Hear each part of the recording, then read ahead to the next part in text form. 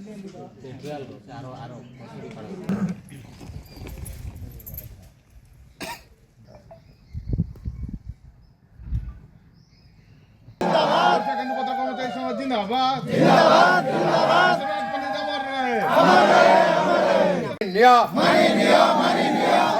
तुम्हें हमारे दावे माने लिया।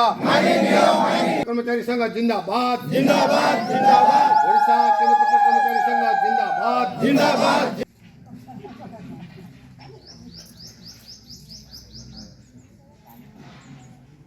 श्रमिक एकता जिंदाबाद जिंदाबाद जिंदाबाद। श्रमिक एकता जिंदाबाद जिंदाबाद जिंदाबाद। महिला एकता जिंदाबाद। मो अनुरोध करुछु आम गतकाली आज दुई सरकार दृष्टि आकर्षण करूँ एणु आपण अवगति और माननीय मुख्यमंत्री सहित विभाग ओडिशा केंद्रपत्र कर्मचारी संघ निष्पत्ति अनुसार आम 17 दफा दाबी नहीं आई कार्यक्रम ओडिशार 149टा रैंक 19टा डिविजन रे धारणा दिया चली जदि भविष्य सरकार आमरी दाबी गुड़ा किसी जदि पूर्ण न करती यथा आम घरेकरण जो चली घरेकरण व्यवस्था को जदि उच्छेद न करती आगामी दिन में आम आंदोलन को आहरी तीव्रतर करूँ एवं संघर डाकरा अनुसार आम आसंता 27 तारिख दिन 22टा जिले में विभिन्न जगार आम रास्ता रोक करने बाध्य हबू।